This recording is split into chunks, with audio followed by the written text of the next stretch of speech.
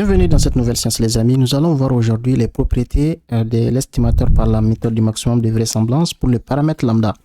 Alors, je rappelle que la séance passée, je vous ai montré comment déterminer l'estimateur par la méthode du maximum de vraisemblance pour le paramètre lambda. Et je vais aujourd'hui vous montrer les propriétés. On va voir si c'est un estimateur sans biais, si c'est un estimateur convergent ou bien aussi si c'est un estimateur efficace. On va voir toutes ces trois propriétés-là. On va les étudier ensemble.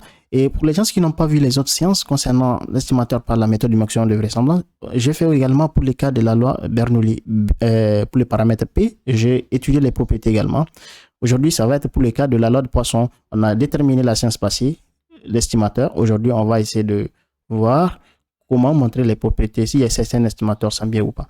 Allons-y. En fait, la séance passée, je vous ai montré que l'estimateur par la méthode du maximum de vraisemblance pour le paramètre lambda, lorsque j'ai considéré une variable x qui suit la loi de Poisson, je vais le paramètre lambda et j'ai trouvé son estimateur, c'est somme de xi sur n. Aujourd'hui, je vais montrer que c'est un estimateur sans biais. Donc, première chose, montrons que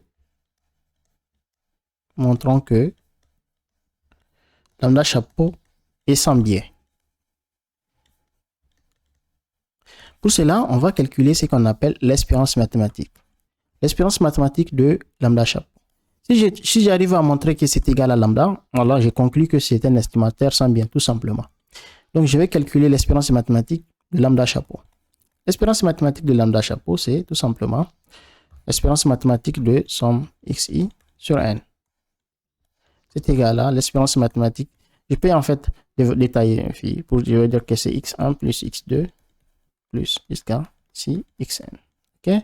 Le tout divisé par quoi? Divisé par n. Alors, je peux appliquer en fait la propriété de la linéarité de l'espérance mathématique. Donc, ça veut dire tout simplement, je peux dire que c'est la somme des espérances mathématiques. Donc, c'est la somme x1 ici plus espérance mathématique de x2, ainsi de suite, jusqu'au niveau de xn. Donc, espérance mathématique ici de xn, le tout divisé par n.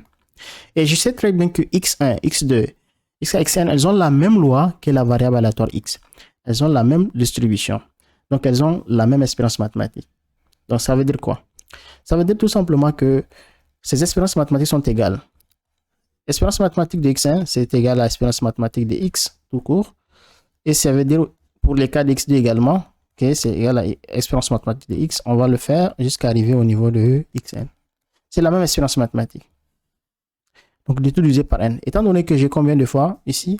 Donc, j'ai n fois. J'ai n fois espérance mathématique de x. Donc, je vais dire que c'est n fois espérance mathématique de x, le tout sur n. Je peux simplifier par n. Et je sais que l'espérance mathématique d'une variable qui suit la loi de Poisson, ok? Je sais que l'espérance mathématique de x, c'est égal à lambda, n'est-ce pas? Et donc, finalement, je vais remplacer. Donc, ça va être... Déjà, on sait que c'est égal à... Ça, c'est égal à l'espérance mathématique de x. Et on sait que l'espérance mathématique de x, c'est lambda. Donc, ça va être égal à lambda. Donc, je viens de montrer que l'espérance mathématique de lambda chapeau, l'espérance mathématique de mon estimateur, c'est égal à lambda. La conclusion, c'est que lambda chapeau est un estimateur sans biais.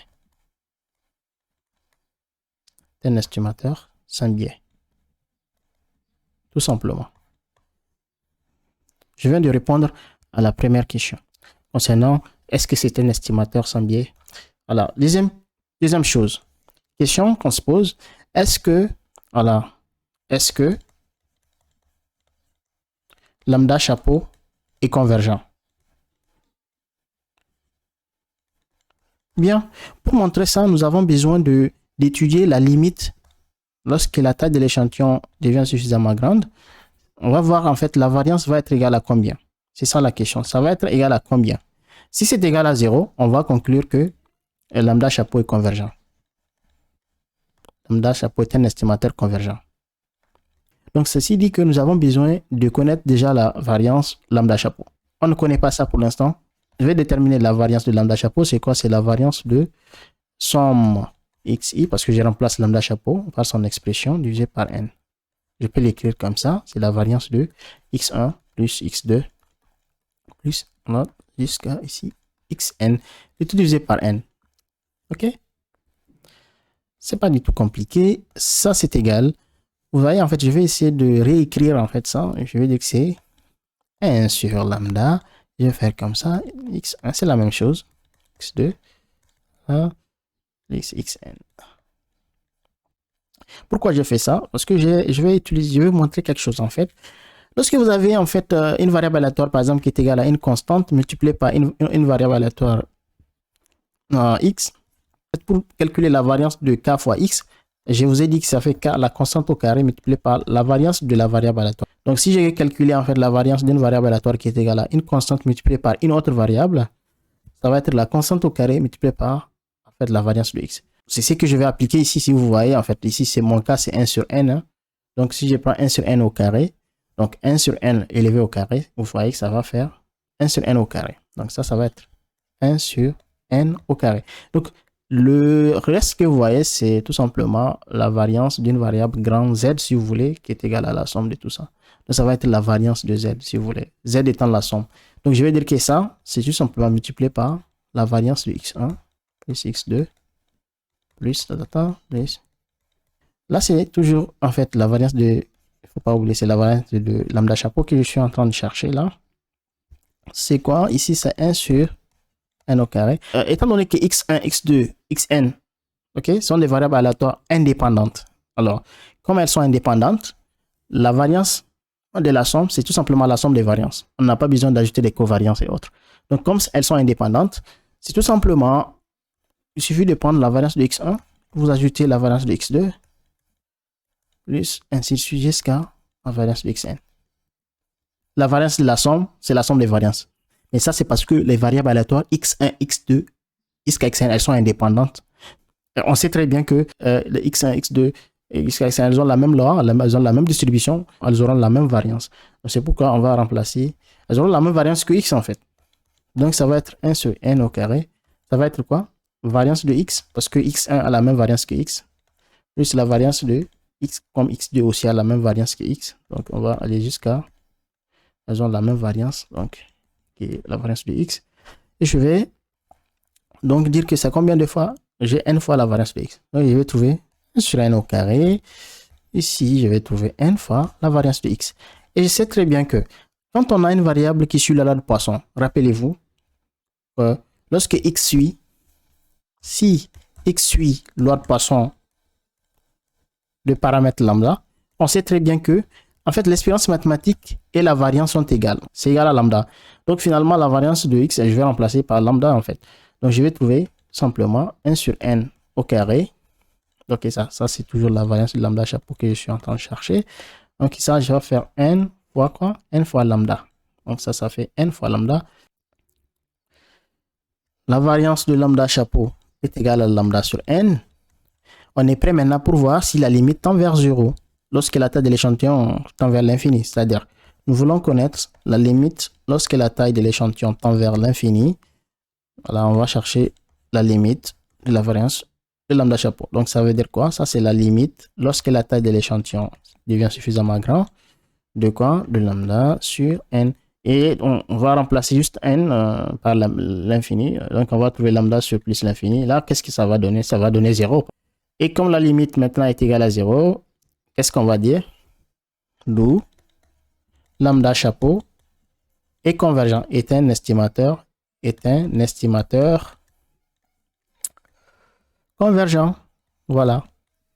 C'est très simple. On va passer maintenant à l'étude de l'efficacité de l'estimateur. On va essayer de répondre à la question 3. Est-ce que c'est un estimateur efficace? Pour cela, nous avons besoin de montrer quelque chose. Ok? Si nous arrivons à montrer que la borne inférieure de Cramér-Rao du paramètre lambda est égale à la variance de lambda chapeau, s'il y a égalité, on va dire que l'estimateur est efficace. C'est aussi simple que ça. C'est quoi la borne inférieure de Cramér-Rao? La borne inférieure de Cramér-Rao pour le paramètre lambda, c'est tout simplement un sur ce qu'on appelle l'information de Fisher du paramètre lambda.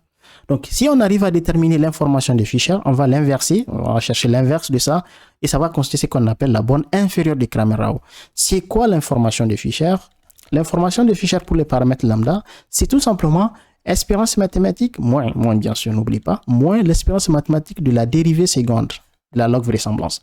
En fait, on va chercher la log vraisemblance, la dérivée seconde, d'accord? On va déterminer la dérivée seconde et après, on va chercher son espérance mathématique. Une fois qu'on trouve son espérance mathématique, on va multiplier par moins 1. Cette dernière, on a fait déjà la dérivée première. On va maintenant faire la dérivée seconde. Voilà la dérivée première, c'est ça. Je vais la copier, sélectionner, c'est tout ça, jusqu'à là. Là, je vais copier ça et l'amener en bas. Coller ça ici. Voilà, ça c'était la dérivée première. Ça c'est tout simplement la dérivée première. On va faire la dérivée seconde maintenant. La dérivée seconde, c'est juste prendre la dérivée première. On va la dériver encore par rapport à lambda. Donc ça veut dire quoi? C'est de prendre la dérivée première. On va la dériver encore ici par rapport à lambda. Et on va trouver la dérivée seconde. Et on sait que ici, cette partie-là, elle est constante. Hein. Si tu dérives par rapport à lambda, ça fait 0. Hein. Donc, ça fait 0. Et c'est cette partie-là qui va nous donner en fait, un résultat qui n'est pas nul. Hein. C'est que si vous voulez, c'est quoi? C'est somme xi multiplié par 1 sur lambda. Donc, ça, c'est une constante. Je vais garder ça, tranquille. Et je vais dériver en fait 1 sur lambda par rapport à lambda. C'est très facile. Hein. Si vous avez une fonction 1 sur f et que vous avez, en fait, vous voulez la dériver, l'inverse d'une fonction f, c'est quoi? C'est tout simplement moins f prime. C'est-à-dire, on va dériver f, on va multiplier par moins 1. Et il faut diviser par la fonction f au carré. Mon f, c'est lambda, pour simplifier. Lambda, c'est lambda moins f. Si je dérive par rapport à lambda, lambda par rapport à lui-même, si on dérive lambda par rapport à lambda, ça fait 1. Donc, il y a le moins qu'il ne faut pas oublier. Donc, il faut prendre ici le moins. Et donc, ça va faire moins 1. La dérivée, ça fait 1. Donc, ça fait de moins 1. Il y a le moins. Et divisé par f au carré, c'est-à-dire lambda au carré. Comme lambda, c'est moins f. C'est très simple. Hein. Donc, ça, c'est la dérivée seconde. Je peux l'écrire hein. Autrement, ça va être moins somme xi sur lambda carré. Là, c'est la dérivée seconde. Calculons l'espérance mathématique de la dérivée seconde maintenant. L'espérance mathématique de la dérivée seconde. L'espérance mathématique de la dérivée seconde, c'est quoi? C'est l'espérance mathématique de moins somme xi sur lambda carré. OK. L'espérance mathématique va aller directement au niveau de la variable aléatoire. OK, donc je n'ai pas besoin de me casser la tête là, c'est moins. La somme reste, hein, la somme pour i allant de 1. Donc ça va aller directement au niveau de x. Donc ça va faire au niveau de x. Donc ça va faire espérance mathématique de xi sur, n'oublie pas, il faut diviser par lambda au carré. On sait très bien que l'espérance mathématique xi, c'est tout simplement lambda. Parce que je vous ai dit que peu importe, hein, si vous avez x1 ou x2, jusqu'à xn, hein, toutes les variables aléatoires, elles ont la même distribution que x, c'est-à-dire l'espérance mathématique de x1, c'est égal à l'espérance mathématique de x2, c'est égal à, ça c'est égal à l'espérance mathématique de xn, et toutes, elles sont égales à l'espérance mathématique de x. Espérance mathématique de xi, ça fait donc lambda, donc c'est aussi simple que ça, donc ça va faire moins somme de quoi? Somme pour i allant de 1 à n de lambda, divisé par lambda au carré. Il ne faut pas oublier que ici, je suis en train de sommer une constante lambda. Combien de fois? N fois. Donc, ça veut dire que je suis en train de faire lambda,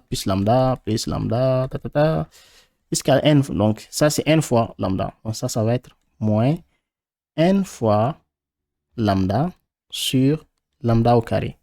C'est toujours l'espérance mathématique de la dérivée seconde que je suis en train de calculer là. Donc, ça va faire égal à tout simplement. Je simplifie par lambda et je vais me retrouver à ici, moins n sur lambda. Ça, c'est la dérivée. Ça, c'est l'espérance mathématique de la dérivée seconde. OK. Je connais l'espérance mathématique de la dérivée seconde. Je rappelle ça. L'espérance mathématique de la dérivée seconde, c'est, j'ai trouvé que c'est moins quoi? C'est moins n sur lambda. C'est ce que j'ai trouvé. OK. Donc, l'information de Fisher, ça va faire n sur lambda. C'est ça, l'information de Fisher. Je viens de trouver l'information de Fisher. Je vais chercher maintenant la borne inférieure de Cramér-Rao. OK? Et c'est à partir de là, je vais faire la comparaison. La borne inférieure de Cramér-Rao, que je vais noter BICR lambda, du paramètre lambda, c'est tout simplement 1 sur l'information de Fisher. Voilà. 1 sur l'information de Fisher, je connais déjà. Je peux remplacer ça. Donc, ça va faire 1 sur quoi? 1 sur n sur lambda. Ça, c'est l'information de Fisher. Et vous savez bien, en fait, ça, c'est l'inverse. Donc, ça revient à dire que c'est lambda sur n. On connaît la variance de lambda chapeau déjà.